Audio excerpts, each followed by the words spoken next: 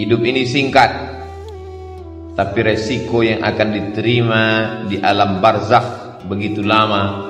Dan yang lebih lama lagi adalah ketika nanti akan berhadapan dengan Allah Subhanahu wa ta'ala. Faman kana yarju liqa'a rabbih, siapa yang yakin bahwa dia akan berjumpa dengan Allah Subhanahu wa ta'ala, falyamal 'amalan salihah, maka di antara bekal hanya amal saleh. Tapi amal saleh itu pun akan hilang seperti debu dihembus angin. Wala yusyrik bi'ibadati rabbih ahada, jangan pernah mempersekutukan Allah Subhanahu wa ta'ala. Lain asyrakta, kalau kau persekutukan Allah, la yahbatanna amaluka, maka semua amalmu gugur. Seperti pohon kayu yang daunnya rindang, dihembus angin puting beliung, lalu kemudian gugur daun-daunnya, yang tinggal hanya batang kayu dan ranting-ranting hampa. Begitulah ketika amal yang banyak tapi kemudian tidak bertauhid kepada Allah, maka di antara doa yang diajarkan Nabi sallallahu alaihi wasallam mengucapkan la ilaha illallah Muhammadur Rasulullah sallallahu alaihi wasallam pada saat malaikat maut mencabut nyawa. Kalimatu haqqin 'alaiha nahya, dengan itu kita hidup, wa 'alaiha namutu, dengan itu kita mati, wa biha nub'atsu, dengan itu kita akan dibangkitkan di padang mahsyar menghadap Allah Subhanahu wa ta'ala. Kalau sampai hari ini ada orang hidup nikmat, tapi hidup itu bisa menjadi laknat. Kalau sampai detik ini masih sehat, nikmat, tapi sehat akan diminta tanggung jawab, dia bisa menjadi laknat. Yang menjadi rahmat adalah ketika mulut masih mengucapkan alhamdulillah wa syukrulillah wala haula wala quwwata illa billah. Faqsusil qasasa, ceritakan kisah nabi-nabi itu, la'allakum yatafakkarun, supaya manusia berpikir bagaimana kematian anak amat sangat menyakitkan bagi Nabi Ayyub alaihi salam. Tanamannya kering kerontang, ternak-ternaknya mati, anak meninggal dunia. Tidak cukup dengan itu, datang penyakit kulit yang tidak berkesudahan. Apakah Nabi Ayyub mengeluh? Tidak. Istrinya Rahmah yang tidak tahan dengan penderitaan itu. Berdoalah Ayyub supaya Allah menyembuhkan. Nabi Ayyub tidak ada menyebutkan sakit dalam doanya. Dia tidak ada minta sembuh, dia hanya berkata, Rabbi anni massaniyad-dur, ya Allah, aku kena musibah. Wa anta arhamur rahimin, engkau maha kasih di antara yang pengasih, engkau maha sayang di antara yang penyayang. Dia tidak ada menyebut sembuhkan aku sudah sakit, aku seorang nabi, anakku meninggal, ternakku mati, tanamanku kering. Dia tidak ada menyebut. Dia malu berkeluh kesah kepada Allah Subhanahu wa ta'ala. Orang yang sudah jatuh cinta kepada Allah, maka semua yang dilakukan Allah itu indah. Walaupun ternaknya mati, Allah tetap indah. Walaupun kebunnya kering, Allah tetap indah. Walaupun anaknya meninggal, Allah tetap indah. Walaupun anak-anaknya meninggal dunia, Allah tetap indah. Tapi tak semua orang yang berada di sekeliling kita melihat Allah indah ketika yang diberikan Allah tak sesuai dengan keinginannya. Ketika dia ingin punya anak, ternyata anak tidak kunjung tiba, dia katakan Allah tidak indah. Ketika dia ingin ternaknya beranak pinak subur, ketika yang datang adalah penyakit kematian, dia katakan Allah tidak indah. Padahal Allah itu innallaha jamilun, Allah maha indah. Yuhibbul jamal, Allah suka kepada keindahan. Tapi seringkali kita mengatakan indah menurut hawa nafsu kita. Kalau tidak sesuai dengan yang kita inginkan, kita katakan tidak indah. Allah kalau sudah memasukkan cinta ke dalam hati seorang hamba, maka apapun yang diberikan Allah indah. Masuk di dalam perut ikan di tengah malam, gelap lautan, 3 kegelapan, gelap malam, gelap lautan, gelap perut ikan, tidak indah. Tapi yang keluar dari mulut Nabi Yunus bukanlah sumpah serapah, caci maki. Yang keluar dari mulutnya kata-kata yang indah. La ilaha illa anta subhanaka inni kuntu minadh dhalimin. Orang kalau sudah sampai pada tingkat cinta kepada Allah, maka semua yang dilakukan Allah terhadap dirinya indah. Seperti orang jatuh cinta terhadap bayi yang tidak berdosa. Datang bayi itu memukul wajahnya, dia tersenyum. Bayi itu mengencinginya, dia tertawa. Kenapa? Karena bayi tidak berdosa. Bayi bukan Tuhan. Bayi hanyalah hamba Allah. Belum ada dosa pada dirinya. Semua yang dilakukan bayi itu indah. Kenapa? Karena orang tua sudah jatuh cinta kepada bayi. Bagaimana ketika Qais yang jatuh cinta kepada Laila, bersemayam cinta itu di dalam hatinya, maka semua pada diri Laila dia lihat indah. Syair-syair itu selalu dijadikan ulama sebagai dalil pembuktian bahwa kalau cinta manusia begitu indah, apalagi cinta Allah yang menciptakan manusia. Orang yang belum sampai kepada level cinta itu berkata dia gila, padahal sebetulnya adalah dia sedang tergila-gila dengan Allah Subhanahu wa ta'ala. Janna jununuhu, tertutup akalnya. Orang menyangka dia sedang terpukau, padahal sebenarnya hatinya sedang jatuh cinta kepada Allah Subhanahu wa ta'ala. Siapa yang cinta pertama kali? Allah. Yuhibbuhum, Allah mencintai mereka. Wa yuhibbuna, mereka membalas cinta Allah Subhanahu wa ta'ala. Ya bunayya, wahai anakku, inni ara fil manam, aku lihat dalam mimpiku, anni azbahuka, aku menyembelih lehermu. Fanzur madza tara, apa pendapatmu? Apa jawab anak yang juga cinta kepada Allah? Ya abati, wahai ayah, if'al ma tu'mar, laksanakan apa yang diperintahkan Allah. Satajuduni insyaallah minas sabirin, insyaallah aku sabar menerima apa yang diberikan Allah Subhanahu wa ta'ala. Kalau sesuai keinginan kita dengan yang diinginkan Allah, maka bersyukurlah. Kalau tidak sesuai yang diharapkan dengan apa yang diberikan Allah, maka bersabarlah. Ajaban li amril mu'min, orang yang percaya kepada Allah itu mengagumkan. In asabathu dharra, in asabathu sarra, kalau yang datang itu menyenangkan hatinya, syakar, dia bersyukur, kana khairal lahu, itu baik baginya. In asabathu dharra, kalau yang datang itu tidak menyenangkan hatinya, tak sesuai dengan yang diinginkannya, sabar, dia tetap bersabar, kana khairal lahu, itu pun baik baginya. Orang yang bersyukur diberikan Allah, la in syakartum la azidannakum. Orang yang bersabar diberikan Allah, innama yuwaffas sabiruna ajrahum bighairi hisab. Tidak ada yang tidak indah bagi orang yang sampai pada hakikat keindahan Allah. Semua yang dilakukan Allah baik, semua yang diberikan Allah baik, walaupun tidak sesuai seperti yang dia inginkan.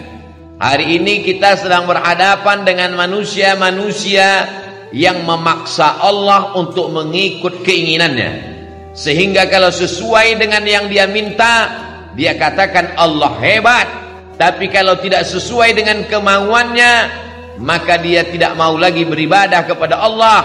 Sejak kapan Allah mengikut hawa nafsu?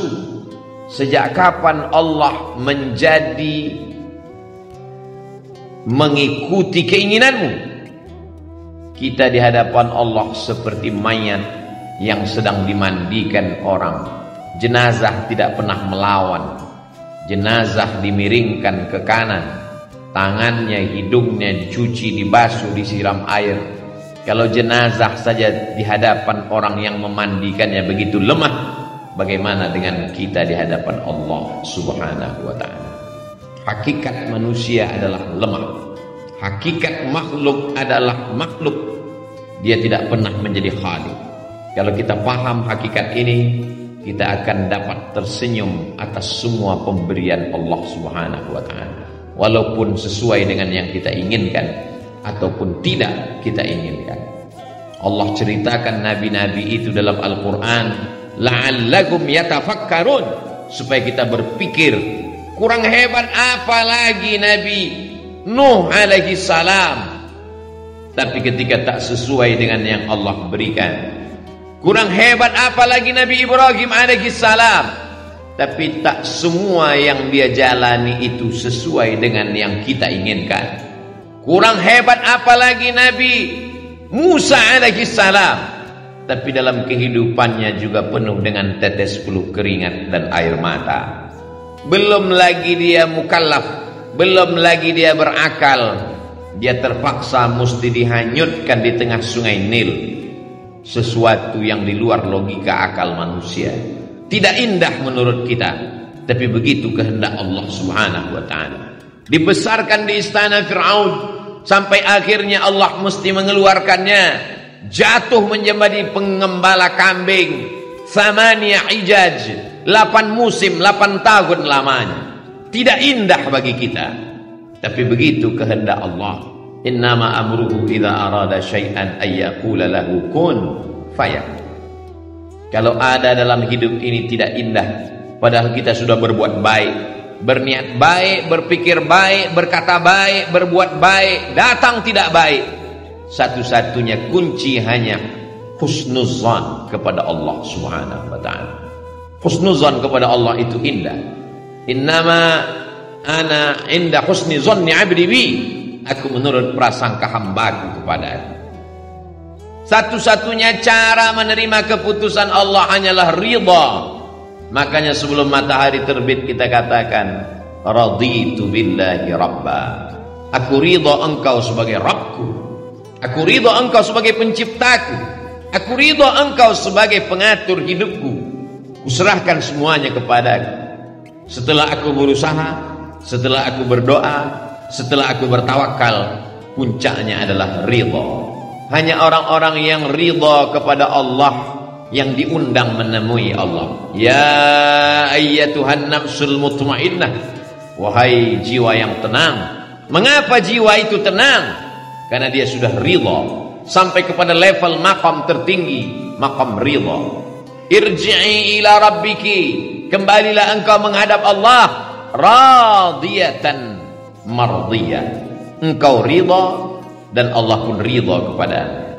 Setelah ridha, fadkhuli fi ibadi, masuklah bersama hamba-hambaku yang ridha. Wadkhuli jannati, masuklah ke dalam surgaku. Karena hanya orang-orang yang ridha kepadaku lah yang masuk ke dalam surga.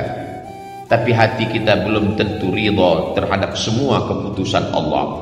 Hati itu keras, hati itu melawan, hati itu berontak.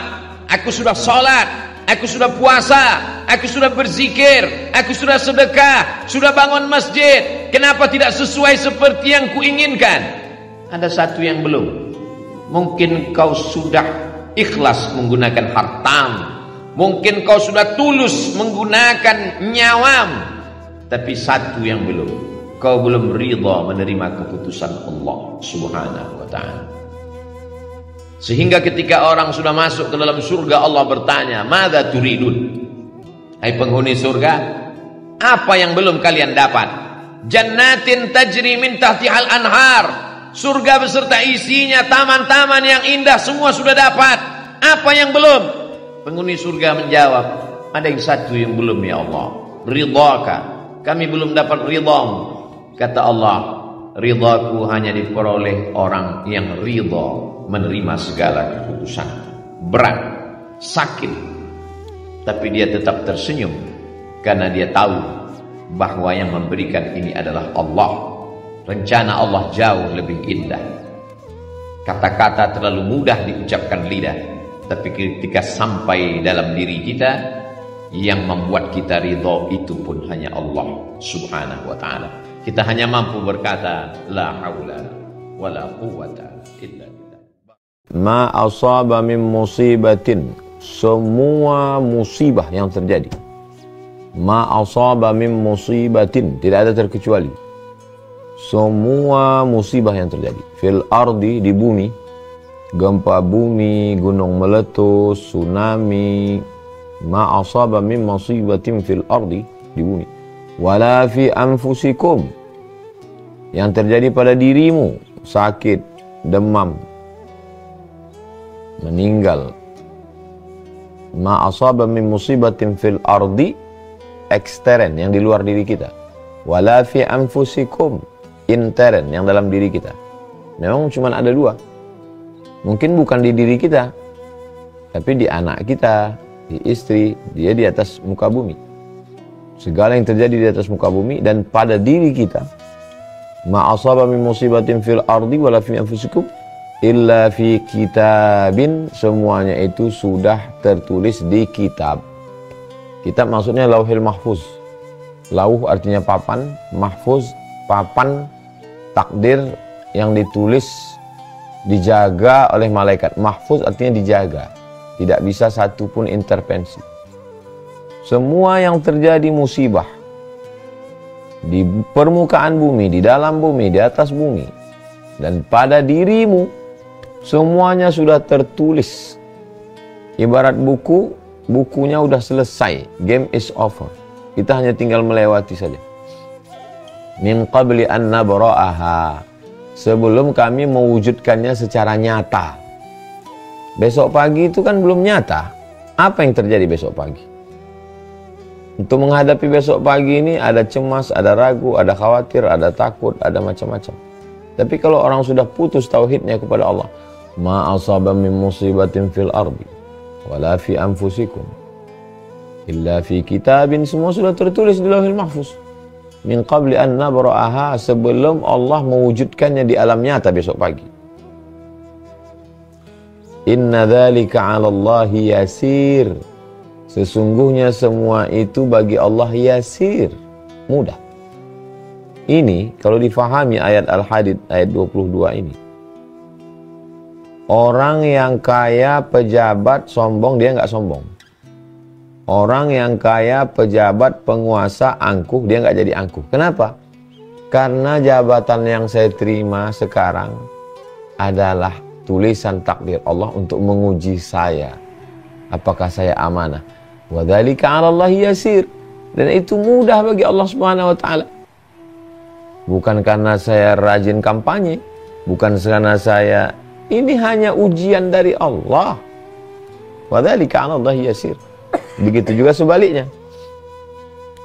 Orang yang kematian, kehilangan, bangkrut, kecewa, maka dia tidak pernah putus asa. Kenapa? Karena yang terjadi ini juga sudah dituliskan Allah Subhanahu wa taala.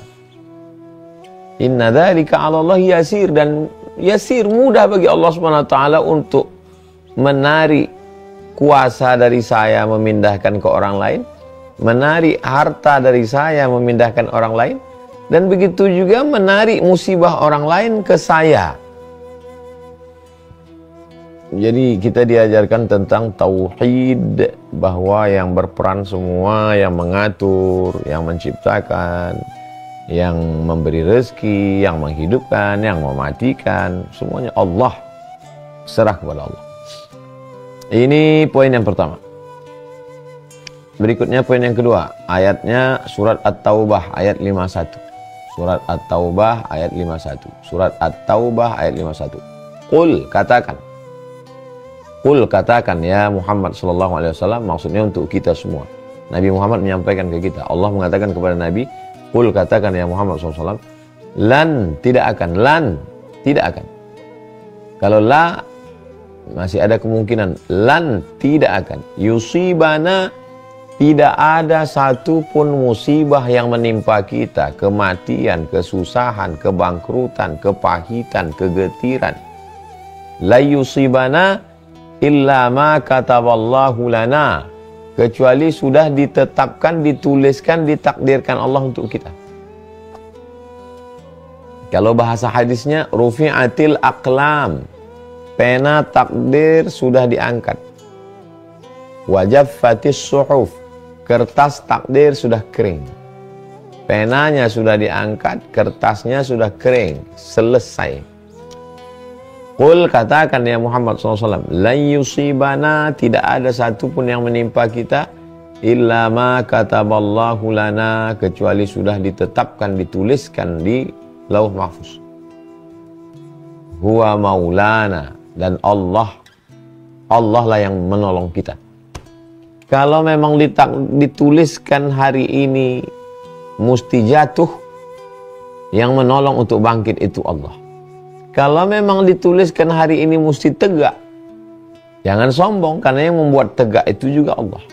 Kalau ditakdirkan hari ini mesti terkapar, terbaring, berdarah-darah, jangan putus asa. Huwa maulana, maulana, yang menolong itu hanya Engkau ya Allah. Ayat ini ditutup dengan At-Taubah 51. Wa 'alallahi falyatawakkalul mu'minun.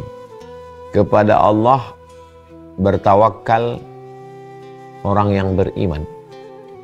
4 dalam ayat ini. Pertama, bahwa semua yang terjadi ketetapan Allah. Kedua, yang bisa menolong hanya Allah. Ketiga, serahkan kepada Allah. Keempat, yakin, percaya. 4 unsur. La yusibana illa ma kataballahu lana, tidak ada satu pun yang menimpa kecuali memang sudah ditetapkan Allah untuk kita. Wa maulana, yang bisa menolong hanya Allah, tidak ada yang lain. Wa 'alallahi falyatawakkal, hendaklah bertawakal, serahkan semuanya kepada Allah. Al mu'minun, orang-orang yang percaya. Yang bisa menghadapi semua ini hanya al mu'minun, orang yang percaya. Orang yang tidak percaya berat. At-Taubah 51.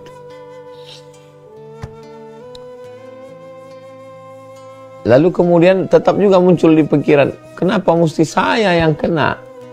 Kok saya? Iya, tahu saya Ustadz bahwa Allah menuliskan takdirnya, iya.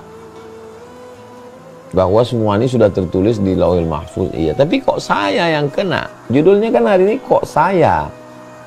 Oke, Al-Baqarah 55. Al-Baqarah 55. Walanabluwannakum, kami pasti menguji kamu. Bukan satu orang. Semua kamu diuji. Walanabluwannakum, kami pasti menguji kamu. Bunyi dalam bahasa Arabnya ada lam di pangkal, ada nun taukid di ujung. Makna walanabluwanna maksudnya pasti kami akan menguji kamu. Artinya tidak ada satupun manusia yang lepas dari ujian. Kalau ada orang mengatakan kok saya Pak Ustadz, itu perasaan kamu aja. Emangnya tetangga kamu, kawan kamu, sahabat kamu, istri kamu, anak kamu? Enggak. Mereka juga ngomong begitu, kok saya. Semuanya merasa kok saya, padahal sebetulnya semuanya kena. Walanabluwannakum, kami pasti menguji kamu, kata Allah Subhanahu wa taala. Apa saja ujian yang diberikan Allah? Walanabluwannakum bisyai'im minal khauf, takut. Wal ju'. Al-Baqarah 155. Al-Baqarah 155. Walanabluwannakum bisyai'im minal khauf, takut. Wal ju', lapar. Wa naqsim minal amwal, kurang harta, miskin, susah, melarat, bangkrut. Wal anfus, kurang diri, sakit, mati. Wassamarat, kurang buah-buahan, paceklik, kering kerontang, buah dimakan ulat, kering, tidak ada hujan, ada banyak hujan sehingga bunganya mati. Wa basyiris sabirin, berikan sabar, berikan berita sabar bagi orang yang berikan kabar gembira. Wa basyiris sabirin, berikan kabar gembira kepada orang yang sabar. Siapa itu? Alladzina idza asabathum musibah, orang-orang yang ketika dia ditimpa musibah, qalu, dia berkata, inna lillahi wa inna ilaihi raji'un. Kita semuanya ini datang dari Allah dan kita semua akan kembali menghadap Allah Subhanahu wa taala. Apa yang bisa diambil pelajaran dari Al-Baqarah 155 ini? Bahwa bukan kamu aja yang susah, yang lain juga susah. Bukan kamu saja yang diuji, yang lain juga diuji. Semua diuji. Cuman setiap orang merasa kok saya ya. kok saya ya?